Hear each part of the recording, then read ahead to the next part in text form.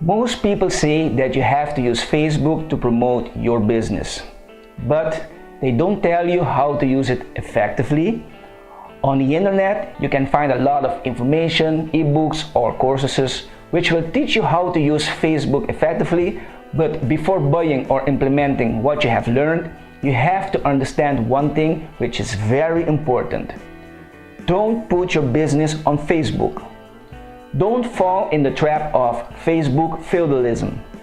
Most businesses are making a big mistake on putting their business on Facebook. But don't worry, I'm going to explain to you what I mean with Facebook feudalism and what you have to do in order not to become a victim of this system. I'm also going to explain how to use Facebook for the benefit of your business. Hi, my name is Harry Diaz from TVP Media Knowledge. Today, I'm going to talk about Facebook feudalism.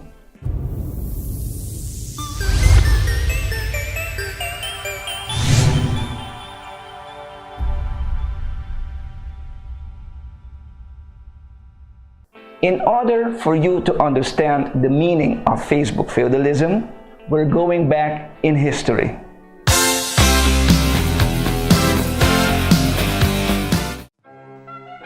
In the medieval times, you had the nobles who provide land to the peasant. In exchange, the peasant had to provide a great portion of food and services to the nobles. The peasant will always have little provisions, while the nobles are getting richer on the peasant's hard work. Nowadays, just like when you are renting a space to start your business is doing great for a period of time. When suddenly the landlord decides to raise the rent drastically, so you go out of business. Not because of tough competition, but because when you have more expenses than income, your business won't be able to survive. This is the risk you're taking when your business depends on a third party. In other words, with Facebook feudalism, you are generating content which you post on Facebook, but you don't own this content because it's property of Facebook. So you are doing all the work while Facebook generates revenues from your post or content. And what's the danger? A lot of business owners are using this social media platform to promote their business through the internet. Why are they doing this?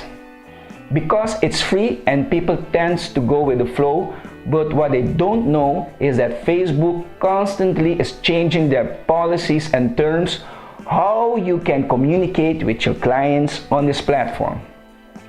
If Facebook discovers that you're breaking the rules, your page will be probably or permanently be removed after all the hard work you put in creating it. Another risk is that Facebook can suddenly disappear or cease to exist. We know that Facebook is a rock-solid platform that will last for a very long time, but we can only assume that this will not happen. If you're putting all your effort in bringing your customers to Facebook and you're hoping that this landlord will treat you right by giving you the support you need, you are also part of Facebook feudalism. You will get an unpleasant surprise because this landlord doesn't know you and don't care about you. So the question is Facebook bad for your business? Of course not. Facebook, Twitter, Google+, YouTube, and LinkedIn are simply tools which complement your efforts in marketing your presence online. The objective of Facebook is to create community, socialize, and bring traffic to your website or blog. What you have to actively focus on is to have a good website with your own domain name and hosting service, have a good reputation in offering your products or services. It's just like building your own house instead of renting it. You put all your effort in building your business on a daily basis, so don't risk losing your business on a rented space. My question to you is, do you have your business on Facebook? Or are you using Facebook for the benefit of your business? If you have any questions or comments, please leave your comments below, or if you want to receive more videos with regards to online marketing topics, please subscribe to my channel or subscribe to my website at www.tvpmediacuracao.com in the section blog. Thanks for watching.